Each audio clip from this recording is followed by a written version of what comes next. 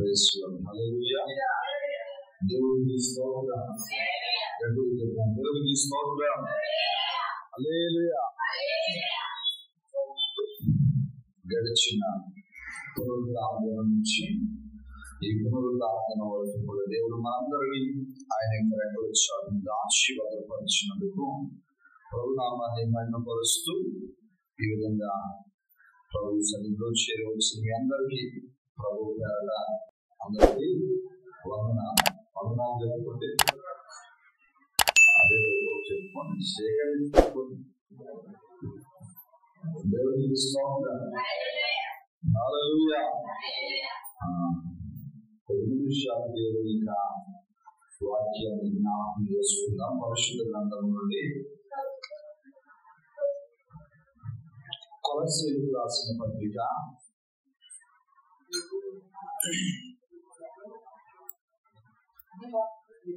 పరిశుద్ధ గ్రంథం నుండి కొలస్సీయులకు రాసిన పత్రిక 3వ అధ్యాయము 23వ వాక్యాన్ని చదువుతున్నాం.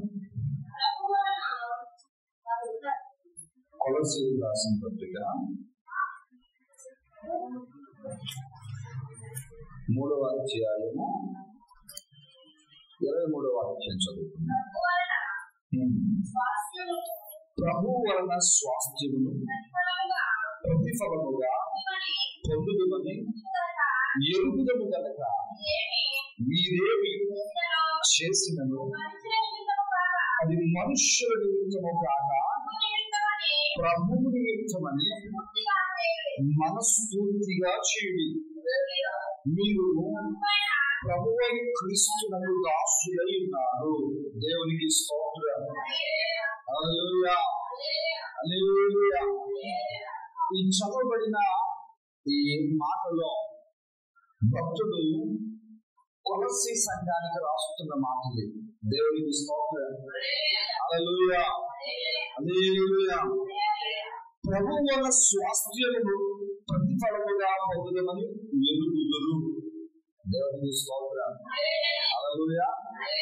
దేవుని వలన ఒక ఆశీర్వాదం పొందుకుంటారని మీకు తెలుసు అని చెబుతూ మరొక మాట రాయబడింది. ఏంటంటే మీరేమి చేసినారో అది మనుషుల నిమిత్తము కాక ప్రభువు నిమిత్తమని.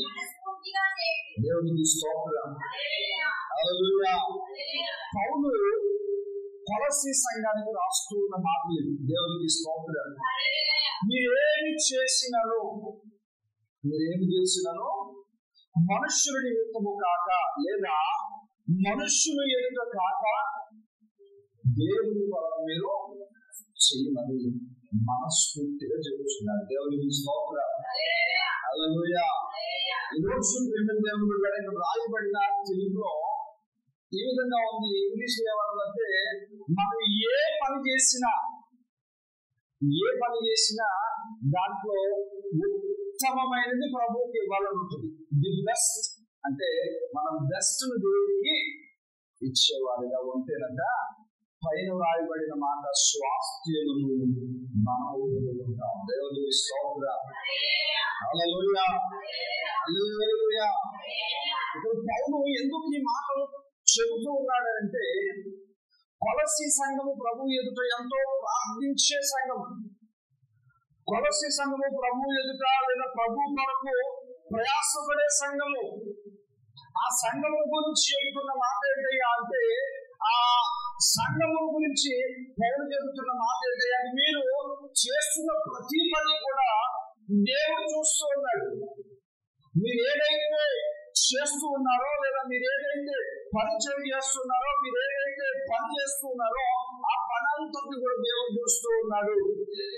అది దేవుడు చూస్తున్నాడని మీరు మనస్ఫూర్తిగా చేయండి. దేవునికి స్తోత్రం. హల్లెలూయా. ఏదో మనుషులు చూస్తున్నారని మనుషులు వెతుకోవో లేకపోతే మనుషుల్లో ఆ యొక్క ఆనందపరచాలను మనం ఏ పని చేసినా సరే అదే మాత్రం కూడా ఎరగలదు అని రాయబడింది. దేవునికి స్తోత్రం. హల్లెలూయా. హల్లెలూయా. ఈరోజు దేవుడు ద్వారా మనం దేవుడికి ఇచ్చేది ఎలాంటి ఉంటుందంటే ఇంగ్లీష్ లో బెస్ట్ అని ఉంది, తెలుగులో దానికి రాయబడిన పదం ఉత్తమమైనది. చెప్పండి చెప్పండి ఏంటి? ఉత్తమమైనది. దేవునికి స్తోత్రం. మనం చేసే పనైనా లేదా మనం చేసే ప్రార్థనైనా మనం చేసే ఆరాధనైనా మనం చేసే ఆ యొక్క పరిచర్య అయినా మనం ఎలా ఇవ్వాలంటే ప్రభువుకి ఒక ఉత్తమమైనది అంటే శ్రేష్టముగా మనం దేవుడికి ఇవ్వాలి.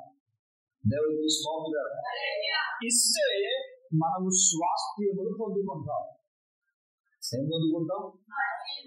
ఇక్కడే కాదు, పరలోక మందు కూడా ప్రభు మన కొరకు ఏర్పరిచిన ఆ స్వాస్థ్యములో మనం కూడా ఉండగలుగుతాం. దేవుడికి స్తోత్రం. హల్లెలూయా. చూడండి, మనం బట్టల షాప్కి వెళ్ళాం. ఎక్కడికి? బట్టల షాప్కి వెళ్ళాం. అక్కడ మంచి బట్టలు ఉంటాయా చెడ్డ బట్టలు ఉంటాయా? చెప్పాలి, కొంచెం గట్టిగా చెప్పండమ్మా. మంచి బట్టలే ఉంటాయి, వేసుకునే బట్టలే ఉంటాయి కదా. మనం బట్టల షాప్లోకి వెళ్ళగానే ఆ జత బట్టలు ఏమైనా తెచ్చేసుకుంటామా? ఏం చేస్తాం? అది బట్టల గురించి మీకు ఏది చెప్పనవసరం లేదు. ఏం చేస్తాం చెప్పండి? ఒక జత తీసుకోవడానికి ఇంచుమించు 70 జతలు తిరగేస్తాం. ఏమందుకు?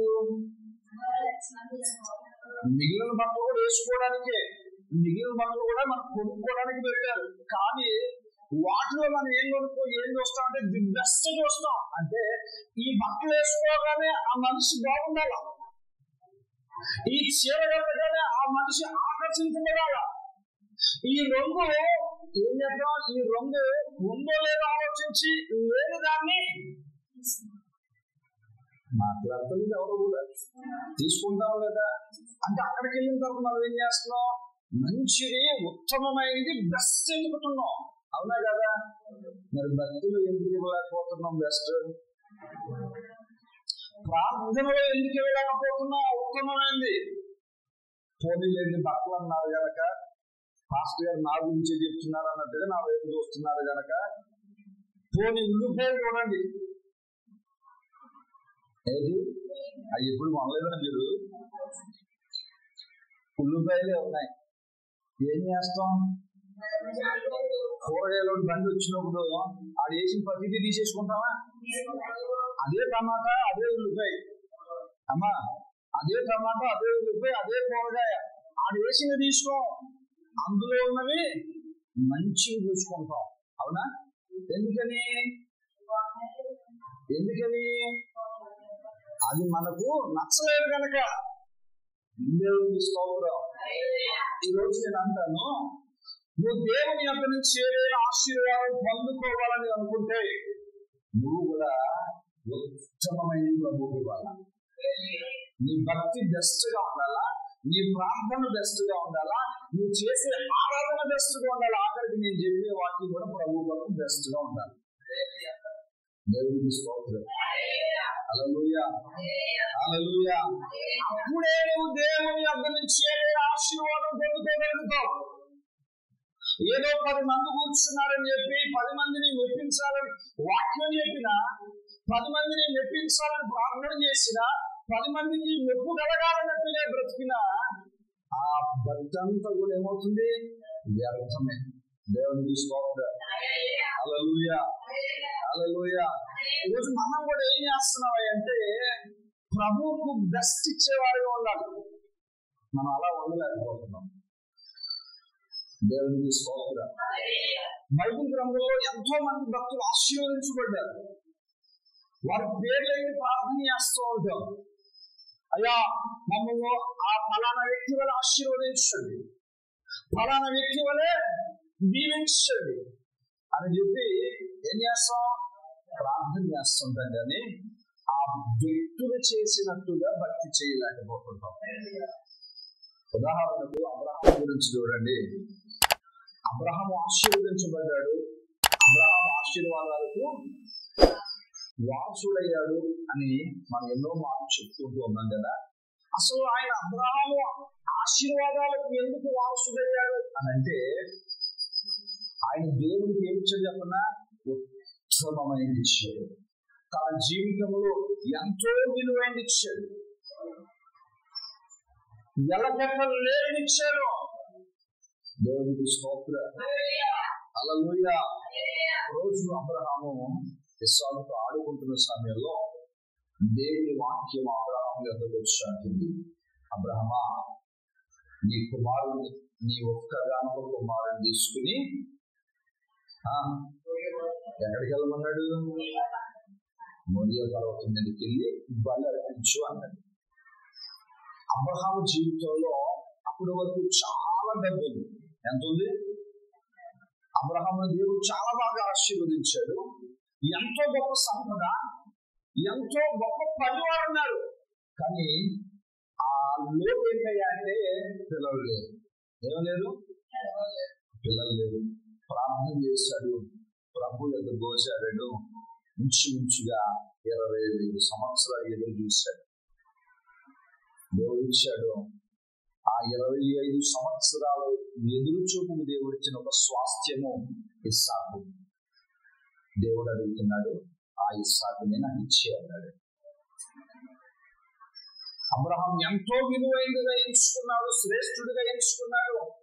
అబ్రహాం ఎంతగానో ప్రేమించాడు. అబ్రహాం ఎంతగానో ఆ యొక్క ఇస్సాకును చూస్తున్నాడు. దేవుడు పిలిచాడు, ఆ ఇస్సాకు నాకు ఇచ్చే అంటే మారు మాట మాట్లాడకుండా ఏం చేశాడు చెప్పండి? కొంచెం గట్టిగా చెప్పండి అమ్మా. ఉదయాన్నే తెల్లవారుజామున లేచాడట. ఎవరు? తెల్లవారుజామున లేచి పనివాడిని శుభ్రం చేసుకుని గాడి మీద కట్టెలు పెట్టి ఇస్సాకును సిద్ధపరచుకుని తెల్లవారుజామున ఎక్కడికి వెళ్ళిపోయాడు? మోరియా పర్వతం మీదకి వెళ్ళిపోయాడు. దేవునికి స్తోత్రం. అబ్రహాము జీవితంలో అప్పటి వరకు ఏదైనా ఉన్నతమైంది, ప్రత్యేకమైంది, లేదా చెప్పాలంటే వెలకట్టలేనిది ఏదైనా తన జీవితంలో ఉంది అంటే 25 సంవత్సరాలు నిరీక్షించి పొందుకున్న స్వాస్థ్యము ఇస్సాకే. ఆస్తి అబ్రహామును సంతోషపరచలేదు, పనివారు అబ్రహామును సంతోషపరచలేదు. కానీ అబ్రహాము సంతోషపరచగలిగింది ఏదైనా ఉంది అంటే అది ఇస్సాకు మాత్రమే. దేవునికి స్తోత్రం. హల్లెలూయా. అదే ఇస్సాకును ప్రభువు అడిగాడు, నాకు ఇచ్చే అంటే, అయ్యా లేకలాని పుట్టాడు కదా అయ్యా అని అడగలేదు. కానీ వెంటనే ఆ యొక్క బలిపీఠం చెల్లుపరిచాడు, బలిగా అర్పించడానికి ఇష్టపడ్డాడు, కత్తి ఎత్తాడు. వెంటనే ఒక స్వరం వినబడుతుంది, అబ్రహామా. అది పొదలో గొర్రె పిల్ల ఉన్నది, ఆ గొర్రె పిల్లను ఇస్సాకు బదులు బలి అర్పించాడు. ఈరోజు ది బెస్ట్ ఎందుకు అడుగుతున్నాడు తెలుసా? దేవుడిని అతను తీసేయడానికో, దేవుడిని అతనించి దాన్ని తొలగించడానికో కాదు, అసలు దేవునికి ఇవ్వగలిగే మనసు నీకు ఉందా లేదా అని ప్రభు నేను పరీక్షిస్తున్నాడు. దేవునికి స్తోత్రం. హల్లెలూయా. అసలు దేవుని ఎదుట నువ్వు పరీక్షింపబడుతున్నావు, అది నువ్వు ఇవ్వగలవా లేదా? ఒకవేళ ఇచ్చే మనస్సు అక్కడ రాయబడింది, మనస్ఫూర్తిగా దేవుని నిమిత్తము మీరు చేయండి అని రాయబడింది. ఈరోజు నువ్వు ప్రభు సన్నిధిలో మనస్ఫూర్తిగా ఉత్తమమైన దాని ప్రభువు ఇచ్చేవాడిగా మనం ఉండాలి. దేవుని స్తోత్రం. హల్లెలూయా. మన దేని విషయంలోనైనా సరే ప్రభువుకి ఎలాంటిది ఇవ్వాలంట? ఎందుకని? యెహోవా ఉత్తముడని రుచి చూసి తెలుసుకోండి. ఆయన మనకు ఏది ఇచ్చినా ఉత్తమమైంది, మంచిది, విలువైనది ఇస్తారు. దేవునికి స్తోత్రం. హల్లెలూయా. ఈరోజు మనం కూడా అబ్రహాము వలె పరీక్షింపబడుతూ ఉన్నామేమో ఈ దినాల్లో.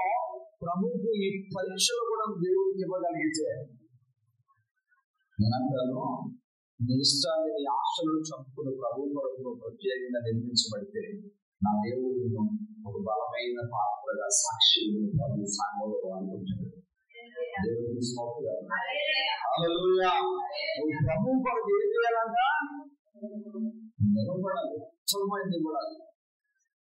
కొంతమంది అంటే మన గురించి చెప్పట్లేదు కానీ కొంతమంది ఉంటారు, 10 మంది మనుషులు ఉంటే పని చేస్తారు, మనుషులు లేకపోతే పని చేయరు ఎదుర్కొంటారు.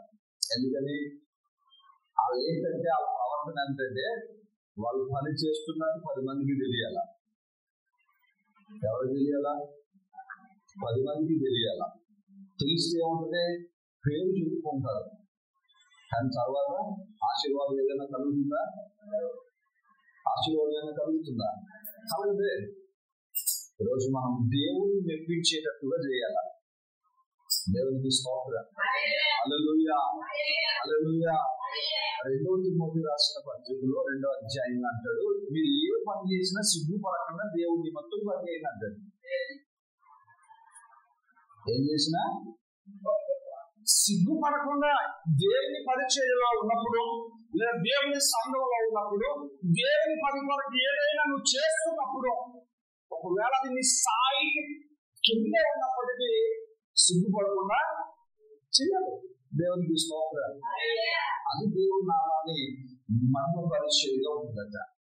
దేవునికి స్తోత్రం. అంటే నువ్వు ఏం చేసినా మనం ఎలా చేయాలంట? ది బెస్ట్ అంటే ఉత్తమమైన ప్రభుకి ఇచ్చేవాడిగా మనం ఉండాలి. దేవునికి స్తోత్రం. హల్లెలూయా. నీ అభిప్రాయాలలో నువ్వు బెస్ట్ ప్రభు దగ్గర ఉండాలి. నువ్వు ప్రభు యొక్క ప్రార్థించిన పొందుకున్నది దేవుడు నీకు నిత్యం నీతో ఉండిస్తాడు. కొన్ని సమయాల్లో పరీక్షలు పడతారేమో, కానీ ఆ పరీక్షలో కూడా నువ్వు దాన్ని పట్టుకుని ప్రార్థించినట్లయితే ప్రభు నీ ఒక అద్భుతమైన కార్యం చేస్తాడు.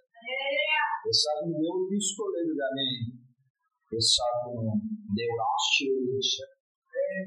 దేవుడికి స్తోత్రం. హల్లెలూయా. ఇస్సాకు సాక్ష్యము మరింత రెట్టింపుగా మార్చబడింది. ఈరోజు నేను అంటాను, నీలో ఉన్నది ఏదైనా కానీ, లేకపోతే నువ్వు ఇచ్చేది ఏదైనా కానీ ప్రభువుకు ఉత్తమమైనది కదా. దేవుడికి స్తోత్రం.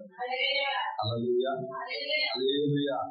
ఈరోజు చాలా మంది నన్ను అడుగుతున్నారు, ఏంటంటే ఫలానది మీ చర్చికి ఇస్తాం, పని చేస్తున్నారు కదా, ఫలానది మీ చర్చికి ఇస్తాం, కానీ మా పేరు ఉండాలని అంటున్నారు. నేను నిర్మోహమాటంగా చెప్పేస్తాను, ఒకటే చెప్పేస్తున్నాను, ఎవరు అడిగినా ఒకటే చెప్తున్నాను, మీరు ఇచ్చేది దేవునికి, మనుషులకు కనిపించని ఉంటారు. మీరు దేవుడికి ఇస్తున్నాడు, దాని ప్రతిఫలం దేవుడు మీకు ఇస్తాడు. ఒకవేళ అలాగైతే ఇవ్వండి, నేనైతే పేరైతే రాయించడానికి నిర్మోహమాటంగా చెప్పేశాను. నాకు అవసరం ఉంది కదా అని చెప్పి సర్వే అని తెచ్చుకునే అంత దిగజారుడుకు లేదా అంత దీనస్థితికి నేనైతే నా దేవుడిని తీసుకుని రాలేదు. దేవునికి స్తోత్రం. హల్లెలూయా. నాకు అవసరమే, ఈరోజు ఉన్న పరిస్థితుల్లో నాకు అవసరమే, వాళ్ళు చేస్తున్న సాయం. కానీ ఈ ప్రాంగణంలో కానీ మందిరంలో కానీ ఏదైనా దేవుని మహిమపరచాలి తప్ప వేరే ఏ మనుషుని మహిమపరిచేదిగా ఉండకూడదు అనేది నా ఆలోచన. దేవునికి స్తోత్రం. హల్లెలూయా, హల్లెలూయా. ఈరోజు మనం ఏం చేసినా దేవుడు చూస్తూ ఉన్నాడు. ఎవరు చూస్తున్నారు చెప్పండి? ఎవరు చూస్తున్నారు? మనం ఏం చేసినా, ఏం చెయ్యాలనుకున్న దేవుడు చూస్తున్నాడు. కాబట్టి దేవుడు చూస్తున్నాడు కనుక దేవుడు నామాన్ని మహిమపరచబడేటట్టుగా మనం సంఘంలోనైనా లేదా సమాజంలోనైనా మనం నడుచుకోగలిగితే అప్పుడు దేవుని పిల్లవడాలని దేవుడి సాక్ష్యాలు మనం నిలబెట్టగలిగే వారిగా ఉంటాం. అది దేవుడికి దర్శించినాడు. దేవుడికి స్తోత్రం చెప్పండి. హల్లెలూయా, హల్లెలూయా, హల్లెలూయా. దేవునికి మనం ఏం ఇవ్వాలి అంటే ఉన్నతమైంది, ఉత్తమమైంది. ఒక్క మాటలో చెప్పాలంటే, మీ భాషలో చెప్పాలంటే బెస్ట్ ఇవ్వాలి. చెప్పండి, ఏం ఇవ్వాలా? ఈరోజు బెస్ట్ ఇవ్వగలగాల. మన భక్తిలో కూడా బెస్ట్ ఇచ్చేవాళ్ళు ఉండాలి. అందరూ ఒకవైపు నిలబడిపోయారంటే నేను ఒకవైపు నిలబడిపోయాను నువ్వు అనుకుంటున్నావు, కానీ దేవుడు నేను చూస్తున్నాడు. నీవు నిలబడుతున్న ఆ ప్రయత్నాన్ని దేవుడు సఫలం చేయడానికి నీతో మాట్లాడుతున్నాడు. దేవుడికి స్తోత్రం. హల్లెలూయా, హల్లెలూయా. ఈరోజు మన భక్తిలో, మనం చేసే భక్తిలో ప్రభువు నిన్ను చూస్తూ ఉన్నాడు. నువ్వు ఎంత కఠినమైన భక్తి చేస్తున్నావో, నువ్వు ఎంత కఠిన ఉపవాసాలు చేస్తున్నావో దేవుడు చూస్తూ ఉన్నాడు. దాన్ని ఏమాత్రము కూడా దేవుడు వ్యర్థముగా పోనివ్వడము. దేవుడికి స్తోత్రం. దాని ప్రతిఫలం నిశ్చయముగా నీవు పొందబడినట్లుగా దేవుడు నీ జీవితంలో అద్భుతమైన కార్యాలను దేవుడు చేస్తున్నాడు. అబ్రహాము దేవునికి తన జీవితంలో విలువైంది వెలకట్టలేనిది, ధనముతో వెలకట్టలేని ప్రభువుకి ఇవ్వడానికి ఇష్టపడ్డాడు. ప్రభువుగా అబ్రహామును ఆశీర్వదించాడు. దేవుడికి స్తోత్రం. రెండవదిగా మనం చూసినట్లయితే ప్రభువు యొక్క సన్నిధిలో బబులోను సామ్రాజ్యంలో ముగ్గురు యవనస్తులు ఉన్నారు. షద్రక్, మెషక్, అబేద్నెగోలు. ఎవరండి వాళ్ళు? ఎవరండి అని అడిగాను, పేర్లు అడగలేదు, నేనే చెప్పాను కదా. ఇశ్రాయేలు యూదులలో యవనస్తుడు. దేవునికి స్తోత్రం. హల్లెలూయా. వీళ్ళు ఒక తీర్మానం తీసుకున్నారు. ఏంటో తీర్మానం అంటే, భూమి ఎందే గాని ఆకాశం ఎందే గాని నేల ఎందే గాని యెహోవా నామము తప్ప మరి ఏ నామమును మేము ఆరాధించాం, ఏ విగ్రహానికి మేము తలవంశం మొక్కవలకు తీర్మానం తీసేసుకున్నారు. దేవునికి స్తోత్రం. హల్లెలూయా. ఒక అవకాశం వచ్చింది. ప్రజలందరికీ చెప్తున్నారు, ఒరే బానిసలారా, ఈ బబులోను సామ్రాజ్యానికి బానిసలుగా వచ్చిన ఓ యూదులారా, ఇదిగో పెట్టబడిన ఈ విగ్రహానికి ఎవరైతే మొక్కుతారో వాళ్ళు బ్రతుకుతారు, మొక్కని ప్రతి వాడు చనిపోతాడు, శిక్షింపబడతాడని చెప్పినప్పుడు అక్కడున్న యూదులందరూ కూడా ఏం చేశారంటే, అక్కడున్న ఆ సమస్య నిమిత్తం తల వచ్చేసారు. ఏం చేశారు? కొంచెం గట్టిగా చెప్పండి. అక్కడున్న యూదులు పేరు దాల్చిన వాళ్ళు, గొప్పవారు, భక్తిలో శ్రేష్ఠులుగా పిలవబడేవారు ప్రాణం పోతుందని భయపడి ఏం చేశారండి? ఆ ప్రతిమకు ప్రారంభించేస్తారు. కానీ అందులో ముగ్గురు యవనస్తులు నిలవబడ్డారు. ఓ రాజా, నీవు ఏర్పరిచిన ఈ ప్రతిమకు మేము మొక్కము. ఒకవేళ నువ్వు శిక్షిస్తావేమో శిక్షించేయి, మాకేం బాధ లేదు. ఈరోజు ఈ వేడి మీద అగ్ని గుండం నుంచి రక్షించగల దేవుడు మాకున్నాడు.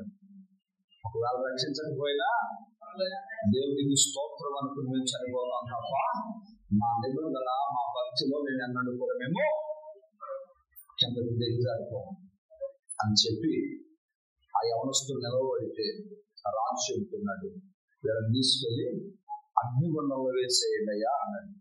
అగ్నిగుండంలో వేసేయండి అంటే అగ్నిగుండానికి భయపడలేదు, కానీ వీళ్ళు పైనుంచి చూస్తున్న ఆ దేవునికి భయపడ్డారు. ఎవరు చూస్తుంది? మీరేం భయపడ్డారట? అక్కడ రాయబడి, మీరు ఏ పని చేసినా దేవుడి నామం నిమిత్తం మీరు నిలవబడండి అన్నాడు. ఇక్కడ వారు నిలవబడేది దేవుడి నామం నిమిత్తం నిలవబడ్డారు. దేవుడు చూశాడు, నేరుగా దేవుడిని గోచేశాడు. దేవుడికి స్తోత్రం. హల్లెలూయా, హల్లెలూయా. దిగి వచ్చేసాడు దేవుడు. రాజు అడుగుతున్నాడు, మనం వేసింది ముగ్గురమైతే నాకు నలుగురు కనబడుతున్నారేంట్రా అని అంటే, అక్కడ ఉన్న వాళ్ళందరూ ఆశ్చర్యపోతున్నారు. అవును కదా, మనం వేసింది ముగ్గురిని. అసలు మనం వేసిన వారు కావలేదు, కానీ వేయడానికి వెళ్ళినోళ్ళు కాలిపోయారు. వేసిన లోపల ఉన్న వాళ్ళేమో ఆరాధన చేస్తున్నారు. వారు దేవుడి నామాన్ని కనపరుస్తున్నారంటే ఆశ్చర్యపోతున్నారు. దేవుడికి స్తోత్రం. హల్లెలూయా. మిగతా యూదులేమో లేదా మిగతా ఉన్న వారందరూ కూడా అక్కడ ఉన్న కష్టకాలానికి తల వచ్చితే, కానీ తల వంశని ముగ్గురు యవనస్తులు ఉండేది. ఆ బబులోను సామ్రాజ్యంలో ఒక ఉన్నతమైన వ్యక్తులుగా దేవుడు ఆశీర్వదించాడు. దేవుడికి స్తోత్రం. హల్లెలూయా, హల్లెలూయా. అదే రాజు చెబుతున్నాడు, షద్రక్, మెషక్, అబేద్నెగోలను ప్రార్థించే దేవుడు బుద్ధిమంతుడు.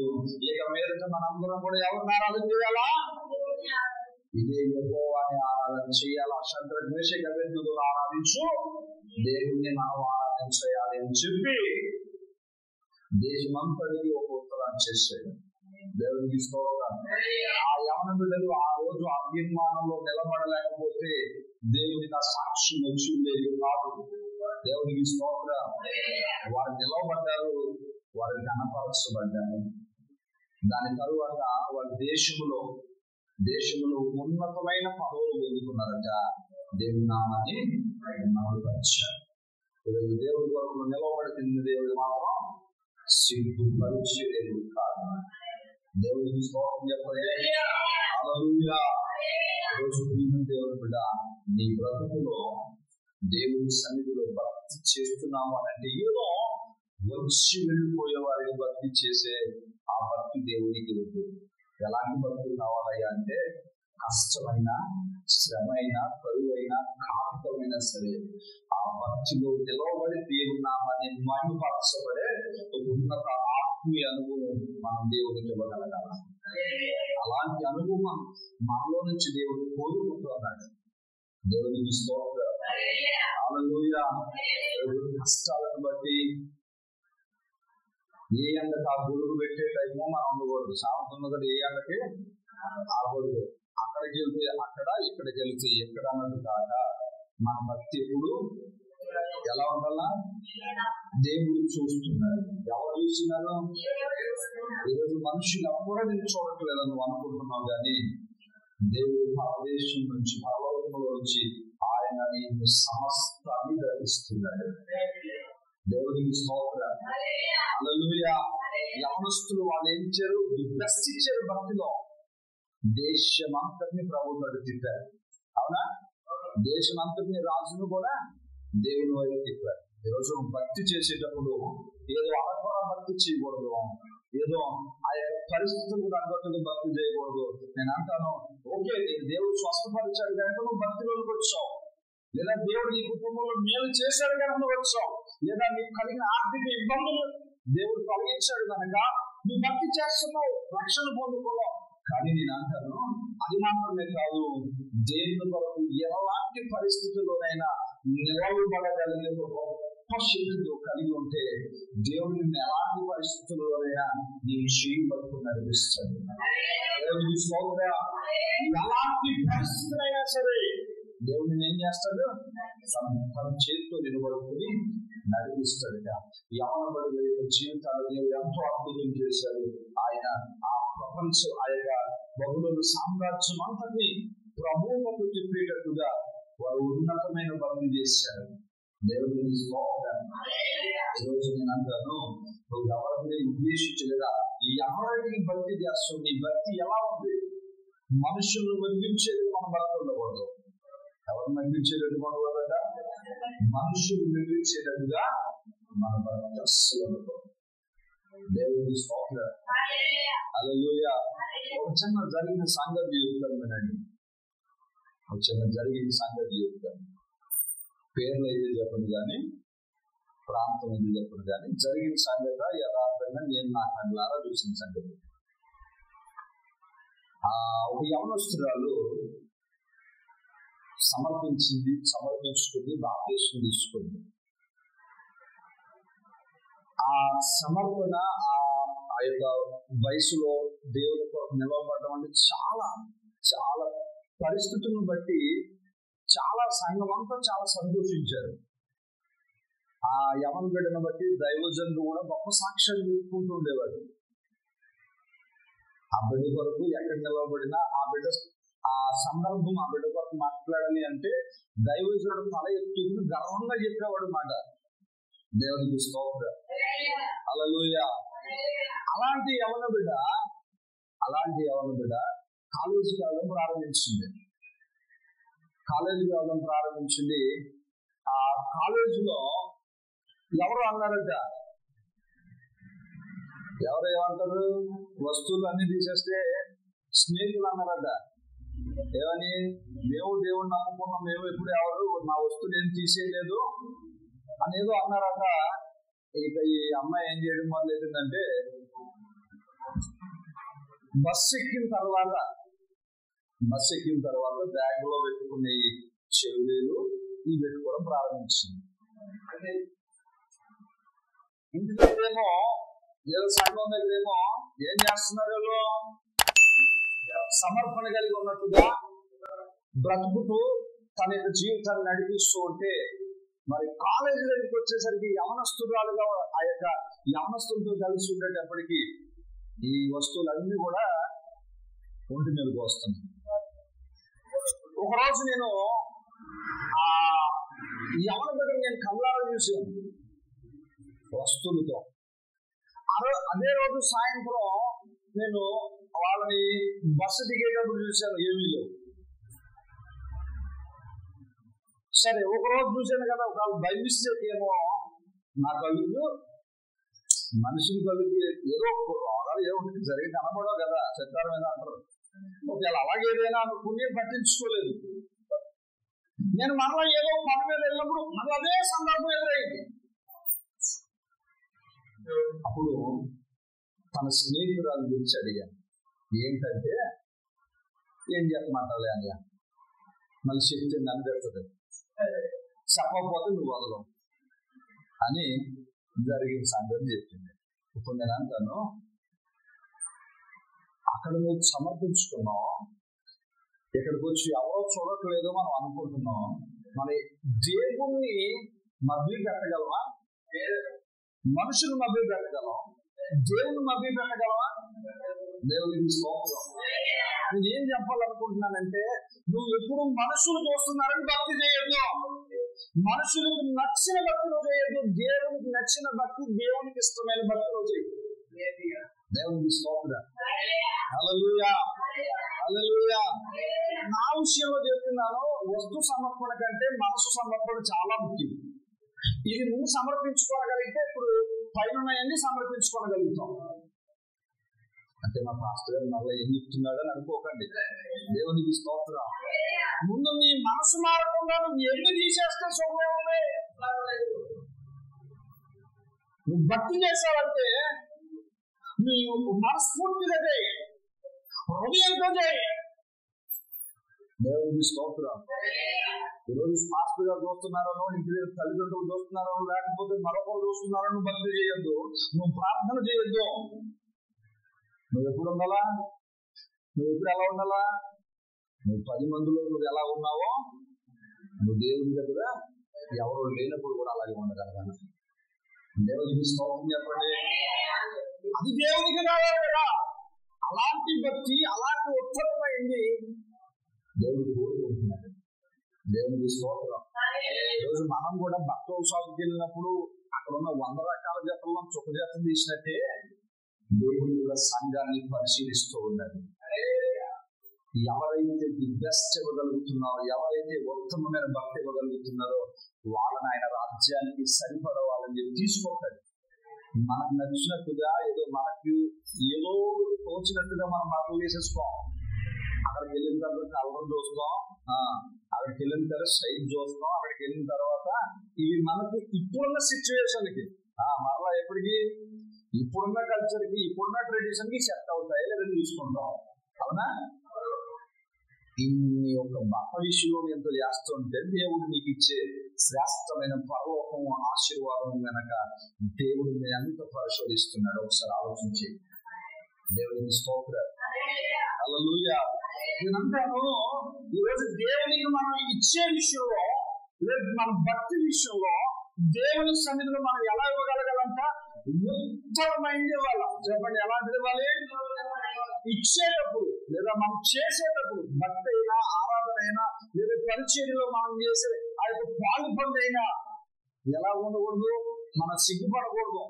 మనం దేవుడి కొరకు చేస్తున్నాం కనుక చెప్పండి, దేవుడు మనల్ని ఆశీర్వదిస్తాడని అనుకోవాలంటే. దేవుడికి స్తోత్రం. హల్లెలూయా, హల్లెలూయా. నేను ఒక సందర్భం చెప్తాను, నా జీవితంలో జరిగిన సందర్భాన్ని. నేను బైబిల్ ట్రైనింగ్ అయిన తర్వాత, చర్చి పెట్టిన తర్వాత, మందిరం సేవ ప్రారంభించిన తర్వాత కూడా మన ఊరుకూరు సభలో పాంప్లెట్లు అంటించడానికి వెళ్ళేవాడు. ఎక్కడికి? ఊరూరా తిరిగేవాడు. ఒకరోజు ఒక మనిషి అన్నాడు, అన్నూరులో తిరిగో, మీ అక్క ఊరిలో మాత్రం అంటించగరా అన్నాడు.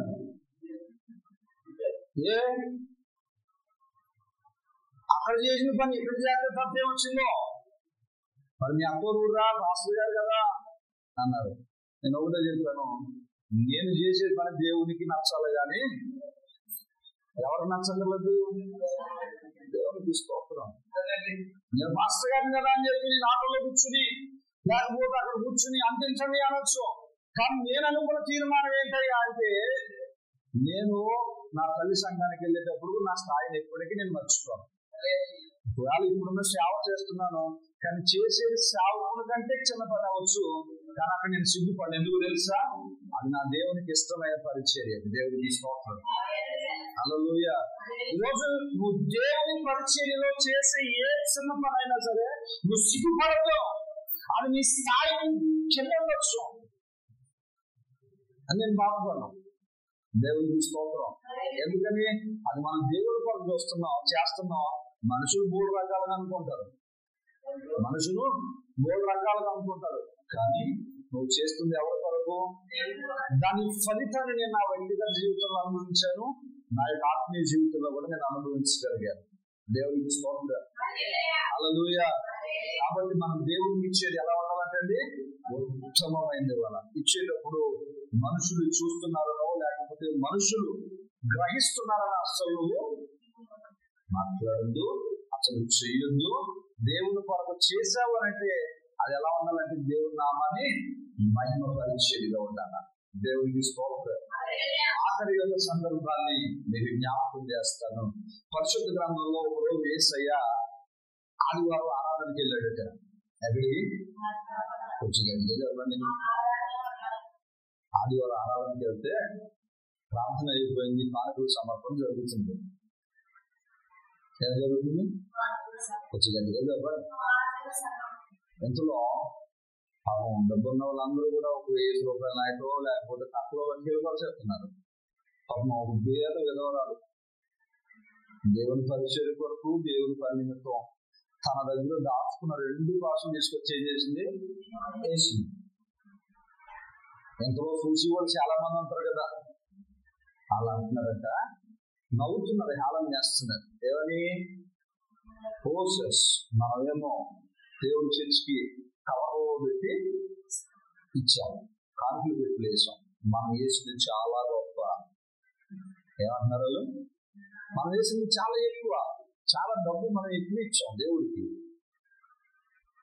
హృదయ ఆలోచన జరిగిన యేసయ్య కదా అక్కడ నిలబడి అంటున్నాడు, మీరు అనుకుంటున్నారే ఇక్కడ ఉన్న వాళ్ళందరికంటే తక్కువ ఇచ్చిందని ఈ అమ్మాయి, ఈ తల్లి ఎక్కువ ఇచ్చింది. దేవునికి స్తోత్రం. హల్లెలూయా. మీకున్న దాంట్లో కొంత ఇచ్చారు. ఎంత?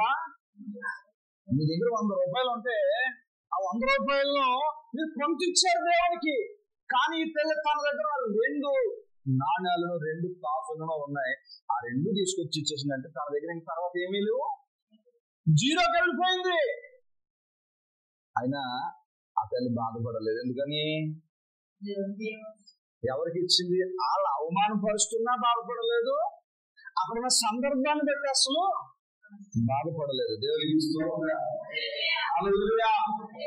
ఎవరిని బట్టి ఆ తల్లి సంతోషంగా ఉన్నాయా అంటే, నేను ఇచ్చింది బెస్ట్ ఇచ్చాను, నా దగ్గర ఉన్న నా శక్తిలో ఉన్న సమస్యని నేను ఇచ్చాను, కాబట్టి నేను వాళ్ళు నవ్వినంత మాత్రాన నాకేమి బాగలేదు అనుకుంది, ఇచ్చింది. అక్కడే యేసయ్య తల్లిని ఏం చేశాడు? ఘనపరిచేశాడు. దేవుడి స్తోత్రం. ఈరోజు నేను అంటాను, బెస్ట్ చెప్పండి.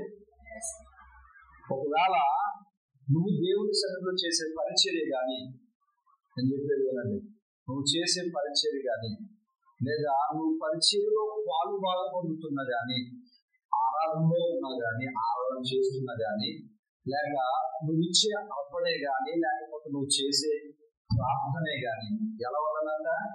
బెస్ట్ కాదు. అన్నిటికంటే ముఖ్యమైనది ఆఖరి ఒక మాట చెప్పేసి ముగించేస్తాను. దేవుడికి స్తోత్రం. హల్లెలూయా. అసలు దేన్నైనా మనం వెలకట్టలేని భూమి మీద ఏదైనా ఉంది అంటే అది ఏదైనా మీరు చెప్పగలరా? చెప్పండి. అసలు డబ్బుతో కొనలేని ఏదైనా ఉందా? చెప్పాలి. వచ్చి చెప్పండమ్మా. డబ్బుతో వెలకట్టి కొనలేదు ఏదైనా ఉంది అంటే, లేదా పోతే తిరిగి రాని తెచ్చుకోలేదు ఏదైనా ఉంది అంటే అది సమయం. ఏంటది? ఆ సమయాన్ని దేవునికి ఇవ్వగలగల. ఇస్తున్నావా? చెప్పండి, ఇస్తున్నావా? సమయంలో కూడా ది బెస్ట్ మనం దేవునికి ఇవ్వగలగాల. దావీదు రోజుకి ఎన్నిసార్లు ప్రార్థన చేశాడు? చెప్పండి. 7 మార్లు ప్రార్థన చేశాడు. దేవునికి స్తోత్రం. హల్లెలూయా. నేను అంటాను ప్రియమైన దేవుని బిడ్డ, సమయంలో కూడా దేవునికి మనం ది బెస్ట్ ఇవ్వగలగాలి. సంతోషంగా ఉన్నప్పుడు, అన్నీ ఉన్నప్పుడు చేసే ప్రార్థన కాదు. ఎల్లప్పుడూ ఒకటే ప్రార్థన, దేవుడి ఎదుట దేవుడు చూస్తున్నాడని ప్రార్థన చేయగలగాల. దేవునికి స్తోత్రం. హల్లెలూయా. చాలా మంది సమయాన్ని వృధా చేసేస్తున్నారు.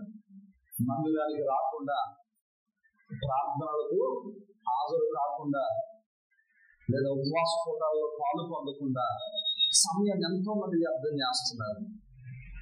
దేవునికి స్తోత్రం. హల్లెలూయా. అసలు ఆరాధన దేనికి? దేవుని సన్నిధిలో దేవుని ఆనందింపజేస్తే మన జీవితాల్లో కూడా అన్నిటికీ జరుగుతుంది. దేవునికి స్తోత్రం. యెహోవాను స్తుతించుట మంచిది. ఇక్కడికి వచ్చి ఏం చేస్తున్నావు? మందిరానికి వచ్చి మనం చేసే పని ఏంటి? ఒక పాట ద్వారా కానీ, లేదా ఒక ఆరాధన ద్వారా కానీ, లేదా వాక్యం చదవడం ద్వారా కానీ, వాక్యం ధ్యానించడం ద్వారా మనం ఏం చేస్తున్నాం? దేవుని నామాన్ని స్తుతిస్తున్నాం, దేవుని నామాన్ని గణపరుస్తున్నాం. మరి అలాంటి ఆ మంచి అవకాశాన్ని కోల్పోయి సమయాన్ని వృధా చేసుకుంటున్న వారందరూ ఉన్నారు. దేవుళ్ళగా దేవుడు అన్ని అడుగుతున్నాడు కదా. ఒక ఆదివారం ఆరాధనకి వెళ్తే సరిపోతుంది, ఒక ఆదివారం ఆరాధనలో పాల్గొంటే సరిపోతుంది అని అనుకోవద్దు. నీ కొరకు నియమింపబడిన సమయమును ప్రభువుకి ఇచ్చేవాడిగా మనం ఉండాలి. ఎంతమంది వ్యక్తిగత ప్రార్థన చేస్తున్నారు? మీ కుటుంబ ప్రార్థన కావాలని చెప్పేది. ఎంతమంది మీ వ్యక్తిగతంగా మీరు ప్రార్థన చేసుకుంటున్నారు? ఎంతమంది వ్యక్తిగతంగా తెల్లవారుజామున ప్రార్థన చేయగలుగుతున్నారు? ఎంతమంది వ్యక్తిగతంగా మీకు సమయం ఉన్నప్పుడు ప్రభువుకి ఇచ్చిన ఆ సమయంలో మీరు సద్వినియోగం చేసుకోగలుగుతున్నారు? ఒక మాట చెప్పిన ప్రేమ దేవుని బిడ్డ, దావీదు గొర్రెల కాపరిగా ఉన్నవాడు సింహాసనం మీద కూర్చోవడానికి మొదటి కారణం దేవుని ఆరాధించేవాడు. రెండవది, ఆయన దినంకు ఎన్నిసార్లు ప్రార్థన చేసేవాడంట? 7 సార్లు ప్రార్థన చేసేవాడు. ఆయన ప్రార్థన ఎప్పుడో నిర్లక్ష్యం చేయలేదు. ప్రార్థన పరిస్థితులను మారుస్తుందని తెలిసి తాను తప్పు చేసినప్పుడు అదే ప్రార్థన దావీదును గట్టెక్కించి, అదే ప్రార్థనలో దేవుని సన్నిధిలో మరలా దేవుని హృదయాన్ని నొప్పించాడు. తప్పు చేశాడు, అదే ప్రార్థనతో మరలా తన తప్పును సరిదిద్దుకున్నాడు. దావీదు గొర్రెల నుంచి సింహాసనం మీద కూర్చోవడానికి కారణం ఏంటయ్యా అంటే, ఆయన దేవుని సమయాన్ని దొంగిలించకుండా దేవునికి ఇచ్చేశాడు. బెస్ట్ ఇచ్చాడు. నేను అంటాను, రోజుకు 3 సార్లు ప్రార్థన చేస్తాడు, రోజుకు 2 సార్లు ప్రార్థన చేస్తాడు, లేదా రోజుకు 1 సారి ప్రార్థన చేస్తాడు. కానీ దావీదు అయితే ది బెస్ట్ 7 సార్లు దేవుడు ప్రార్థన చేశాడు. దేవుడికి స్తోత్రం. అందుకని దావీదును దేవుడు ఆశీర్వదించాడు. దేవుడికి స్తోత్రం చెప్పండి. ఇప్పుడు నేను అంటాను, మన సమయంలో దేవుడికి బెస్ట్ ఇవ్వాలి. మన దేవుడు మనకు ఆలోచనలో కూడా దేవుడు ముందు వెళ్ళే వరకు మనం ఉండాలి. దేవుడికి స్తోత్రం. హల్లెలూయా, హల్లెలూయా. అది ఎంత విలువైనదైనా కానీ ఈ దేవుడి ముందుకు వచ్చేసరికి అది విలువ లేదే. అందుకని భక్తుడు అంటాడు, ముందు దేవునికి ప్రాధాన్యత ఇవ్వగలిగితే దేవుడు నీకు ప్రాధాన్యత ఇస్తాడు. ఇప్పుడు మనం ఎవరి మాటని ఇంటే కదా మన మాట ఒకటేది, అవునా కదా? మాట్లాడుకోలేదు, కొంచెం గట్టిగా చెప్పాలా. ఇప్పుడు మనం ఎవరి మాటని ఇంటే కదా మన మాట ఎవరైనా వినేది. నా మాట ఎవరు వింటలేదని నువ్వు అనుకుంటున్నావు కదా, అసలు నువ్వు ఎవరి మాట అయినా వింటున్నావో లేదో ఒకసారి ఆలోచన చేసుకోవాలి కదా. ఆలోచన చేయండి బిడ్డ. అసలు దేవుడి మాట మనం వింటలేదు అని అనుకుంటున్నావు కదా, దేవుడు మన మాట వింటలేదు అని అనుకుంటున్నాం. అట్ ద సేమ్ టైం నువ్వు కూడా దేవుని మాట అంటున్నావో లేదో ఒకసారి మనం ఆలోచన చేయాలి కదా. అందరూ బాగుంది అయిపోయి నాకు అర్థం కాలేదు, చల్లగా ఉందనా? స్తోత్రం చెప్పండి గట్టిగా. ఇప్పుడు ఎవరైనా నీ మాట వెనకపోతే కోపం వస్తుంది కదా. నువ్వు కూడా మాట వినాలి కదా. ప్రతి ఒక్కరూ కూడా దేవుని మాట వినేవాడిగా ఉండాలి. దేవుని స్తోత్రం. హల్లెలూయా. ఎందుకు చెప్తున్నానంటే ఈరోజు దేవుని వాక్యము మనతో సూటిగా మాట్లాడుతుంది. మనం దేవుని ఆరాధన చేస్తున్నామంటే, దేవుడిని ప్రభు సన్నిధిలో కూర్చున్నాము అంటే మన మాట దేవుడు వింటున్నాడు. దేవుడి మాట మనం కూడా వినాలి. దేవునికి స్తోత్రం. ఈ లోకంలో ఎన్నో భక్తులు ఉన్నాయి. ఆ భక్తులు వన్ వే, కానీ మనది టూ వే. మనం వినాలి, అప్పుడు దేవుడు మన మాట వింటాడు. దేవునికి స్తోత్రం. హల్లెలూయా. చెప్పండి, ఈరోజు మనం ఏమివ్వాలి దేవుడి కంటే? బెస్ట్ అంటే ఉన్నతమైంది, ఉత్తమమైంది, ప్రశస్తమైంది మనం దేవుడికి ఇవ్వాలా. దేవుడికి స్తోత్రం. అది మనం చేసే భక్తి అయినా, లేదా మనం చేసే ఆరాధన అయినా, మనం చేసే పరిచర్య అయినా, మనం చేసే ఆ యొక్క ప్రార్థన అయినా, లేదా మనం ఉండే ఆ సమయాన్ని అయినా మనం కూడా దేవుడికి ఎలా ఇవ్వాలంట? ఉన్నతమైంది, ఉత్తమమైనది దేవుడు ఇస్తే దేవుడిని ఎక్కడ పెట్టడం. దేవుడికి స్తోత్రం. ఇంకొక మాట చెప్తున్నాను, దేవుడు చూస్తున్నారని భక్తి చేయండి. ఒక దైవజనుడు, ఒక తల్లిదండ్రులు, లేకపోతే సంఘము చూస్తున్నారని ఏ మాత్రం భక్తి చేయొద్దు. దేవుడు చూస్తున్నారని భక్తి చేయండి. దేవుడి సన్నిధిలో మనుషులు మెప్పుకోవడం అసలు భక్తి చేయొద్దు. దేవుడు నిన్ను మెచ్చుకోవాలని భక్తి చేయి. ఆ భక్తి నిన్ను కష్టకాలంలో కాపాడగలుగుతుంది. ఆ భక్తి నిన్ను జీవంలోకి నడిపించగలుగుతుంది. ఆ వ్యక్తి నిర్జీవమైన నీ జీవితాన్ని ఒక ఉన్నతమైన ఆశీర్వాదకరంగా మార్చగలుగుతుంది. అలాంటి కృప దేవుడు మనందరికీ అనుగ్రహించాలని ఇష్టపడుతూ దేవుడి కొద్ది మాటలు మనందరి విధుల్లో దేవుడి ఆశీర్వదించుగాక. ఆమేన్.